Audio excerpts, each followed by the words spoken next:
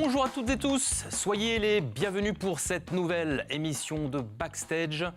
Aujourd'hui, nous recevons un producteur de spectacle, bien souvent dans l'ombre des artistes qu'il met en lumière. Aujourd'hui, notre invité, c'est Renaud Loiseau. Salut Renaud. Salut David. Renaud Loiseau, dirigeant de la société L'Œil du Prince. Tout à fait. Depuis combien de temps es-tu le gérant de cette structure ?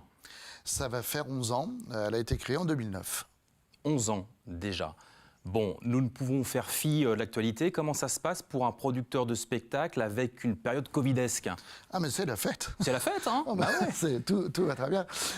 Non, évidemment, c'est assez morose. Ouais. On travaille malgré tout, puisque le rôle d'un producteur, c'est d'amener des spectacles et de proposer des spectacles au public. Donc, ouais. Il faut quand même malgré tout travailler, mais sans savoir quand, comment, est-ce que ça repart, est-ce que ça part, est-ce que... voilà. Donc oui, c'est assez compliqué, c'est même compliqué, très clairement. Le monde de la culture va mal. Ouais. On ne cesse de le dire, mais c'est la réalité. Œil du Prince a plein de filiales, ou de filières plutôt, et aucune ne fonctionne, c'est-à-dire entre de la formation, de la production, de la diffusion, de l'organisation, enfin, il y a beaucoup de choses. Et il y en a toute la fin de l'année 2020 était à l'arrêt, quoi. Ouais. Alors l'avantage, Renaud, c'est que tu peux écrire l'histoire de ta société pour 2021-2022. Là, tu as le temps en ce moment pour... C'est ce qu'on fait. Pour bosser sur l'avenir. Pourquoi d'ailleurs avoir choisi ce nom, Œil de Prince, pour le nom de ta société ? Alors, Œil du Prince, à la base, c'est dans un théâtre à l'italienne et c'est un endroit spécifique. C'est là où le prince était pour regarder le spectacle. Il était vu en même temps. Aujourd'hui, c'est exactement là où on met la régie, tout simplement.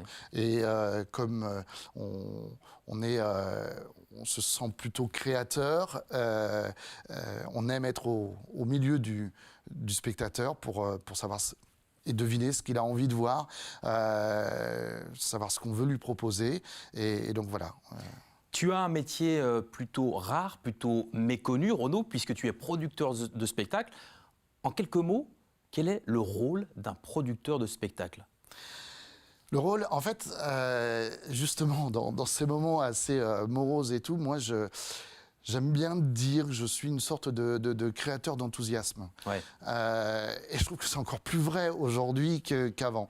L'idée, c'est de mettre de l'enthousiasme et de se dire, voilà, donner envie aux gens de se déplacer, de ne pas rester devant juste leur télé, mais d'aller voir du spectacle vivant.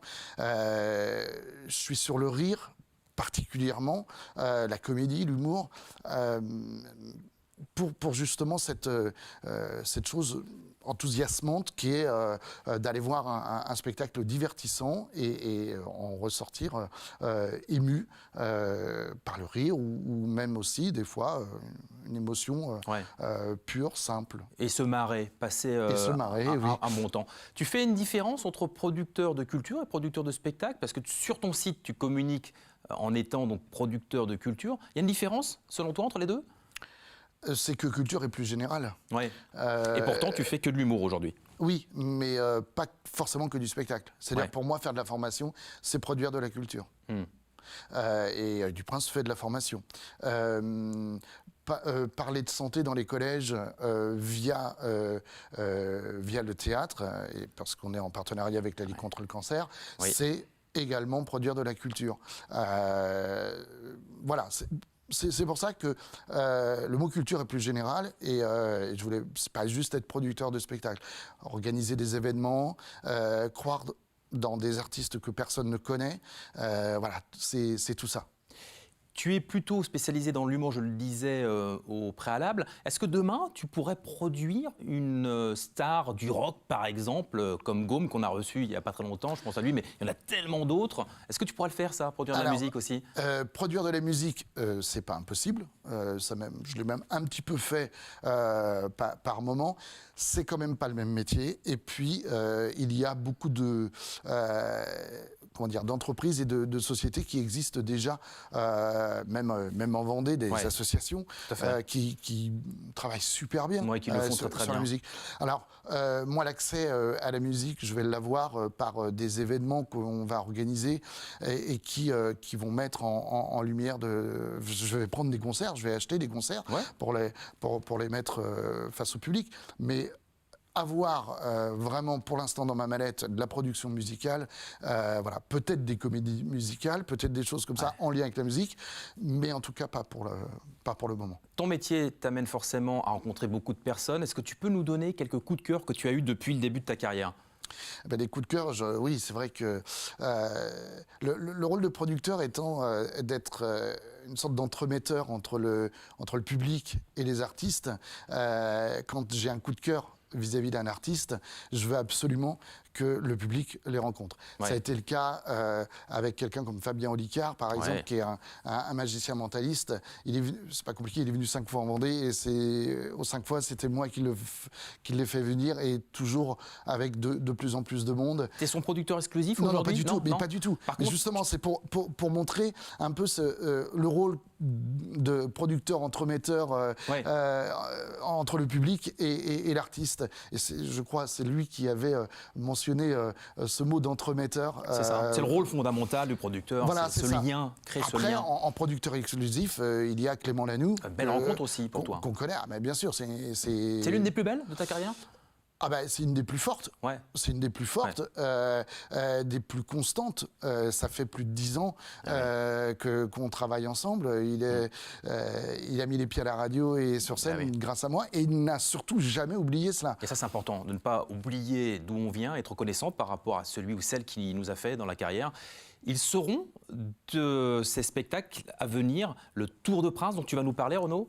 Alors, Clément sera de retour le 5 mars à Mouillon-le-Captif pour justement son dernier spectacle qu'on a eu la chance, et c'est ça aussi notre rôle, j'ai pu proposer la première de Clément à La Roche-sur-Yon, en Vendée, en exclusivité. On aurait pu le faire n'importe où, à Paris, à Marseille, peu importe. On a choisi la Vendée et c'est important. Et c'est ce que j'essaye de faire. Ou par exemple, elle revient aussi cette année, c'est Danielle Evenou, une femme extraordinaire à voir absolument. Et l'an dernier, mon objectif, c'est de créer des moments uniques. Danielle Evenou, c'était ses 77 ans sur la scène de Mouillon-le-Captif. Ça a été magique. Et tu y étais quand même, quoi. Ça, c'est formidable. Mais oui. Fêter un anniversaire avec une grande dame de la comédie qui est Danielle Evenou. C'est ça. Et c'est ce que je veux, moi, le plus fort. Quand je parlais de créateur d'enthousiasme, c'est de se dire, on va aller voir un spectacle, le Tour du Prince ou avec du Prince, il va se passer quelque chose en plus. Un petit truc en plus qui fait qu'on se souviendra de cette soirée à jamais. Et là, c'était l'anniversaire de Daniel. Quand Clément est venu, il y avait toute l'équipe de Camille Combal et Camille Combal qui était quand même à La Roche-sur-Yon.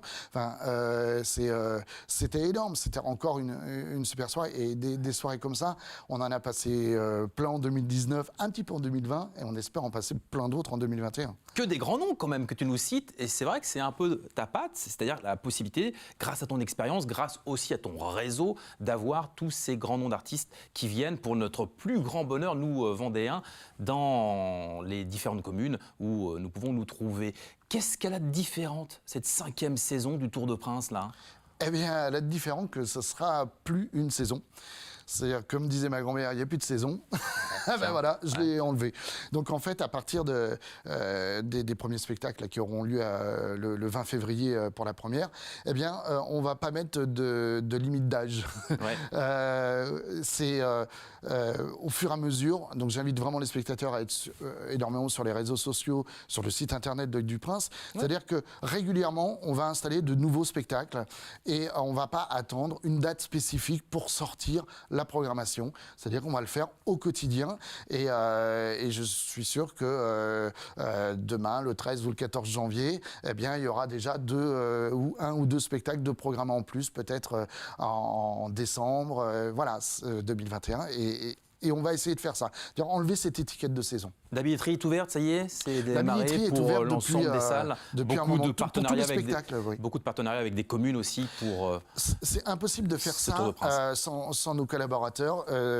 J'entends par là évidemment nos partenaires privés et puis les directeurs de salles, les municipalités et puis mon équipe de bénévoles dirigée par Manon Birotteau notamment avec l'éclat de rire. Je ne peux pas faire ça sans eux. De Renaud qu'on salue bien entendu. Renaud, je te propose de regarder une bande-annonce de ces spectacles qu'on va voir prochainement dans le cadre du Tour de Prince. Comment on appelle ça déjà, les petits chauves là? Les bébés, merci. Non mais les enfants ça, mais les petits là... Et pire que les bébés, il y a leurs parents à côté quoi. Il y en a qui ont des nouveau-nés ce soir ou pas? Oui? Ils ont quel âge? 3 semaines, 2 mois et tout. Oh là là, ça va? J'ai pas les places pour le spectacle, j'en pouvais plus. Je suis barré, on l'a laissé tout seul. Oh là là. Et ça se passe bien? Ça va? Ouais. Il a quel âge, rappelle-nous? 2 mois, ouais. Il pèse combien? La phrase de parents, je vous le dis, hein, pour vos amis et tout, on s'en fout. Le poids à la naissance, on s'en fout. On s'en fout. Ça compte. Voilà, maman. Une vacherie de plus sur maman, et je t'éjecte. Mais c'est qu'elle montrerait les dents, qui sont fort belles d'ailleurs, comme celles de ta mère, même si ce ne sont plus les siennes. Ma vie n'était plus qu'en 4G. Gâchis, galère, gémissement, CRB.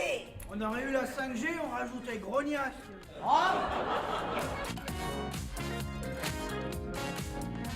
Mais alors moi, pourquoi tu m'as jamais peint? Je ne fais pas les natures mortes. T'es dur. Tu ne l'étais plus. Je suis comme ça, j'ai des talents cachés. Oh, caché, certains sont bien visibles. Les filles naissent dans les roses, les garçons dans les choux. Mais chez Modeste, ils sont tous ni roses ni choux. Ah, je te retrouve. Pour un peu, je te redemanderai ta main. Et tu la prendras en pleine gueule.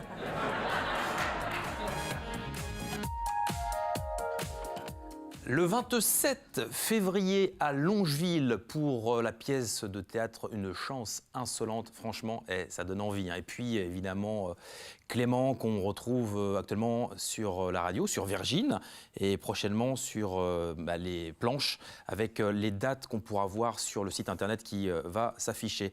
Qu'est-ce qu'on peut te souhaiter, Renaud, pour 2021 ?